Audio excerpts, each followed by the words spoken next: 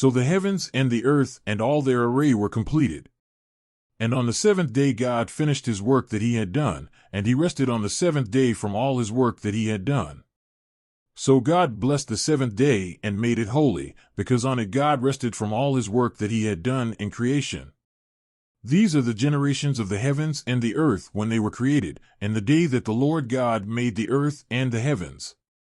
When no bush of the field was yet in the land, and no small plant of the field had yet sprung up, for the Lord God had not caused it to rain on the land, and there was no man to work the ground, and a mist was going up from the land, and was watering the whole face of the ground, then the Lord God formed the man of dust from the ground, and breathed into his nostrils the breath of life, and the man became a living creature.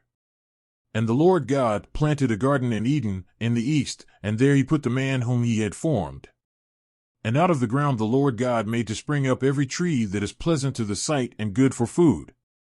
The tree of life was in the midst of the garden, and the tree of the knowledge of good and evil. A river flowed out of Eden to water the garden, and there it divided and became 4 rivers. The name of the first is the Pishon. It is the one that flowed around the whole land of Havilah, where there is gold. And the gold of that land is good, bdellium and onyx stone are there. The name of the second river is the Gihon. It is the one that flowed around the whole land of Cush. And the name of the third river is the Tigris, which flows east of Assyria. And the fourth river is the Euphrates. The Lord God took the man and put him in the Garden of Eden to work it and keep it. And the Lord God commanded the man, saying, You may surely eat of every tree of the garden, but of the tree of the knowledge of good and evil you shall not eat, for in the day that you eat of it you shall surely die. Then the Lord God said, It is not good that the man should be alone, I will make him a helper fit for him. Now out of the ground the Lord God had formed every beast of the field and every bird of the heavens, and brought them to the man to see what he would call them. And whatever the man called every living creature, that was its name. The man gave names to all livestock and to the birds of the heavens and to every beast of the field. But for Adam there was not found a helper fit for him.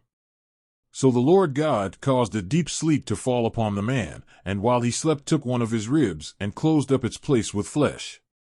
And the rib that the Lord God had taken from the man he made into a woman and brought her to the man. Then the man said, This at last is bone of my bones and flesh of my flesh. She shall be called woman, because she was taken out of man.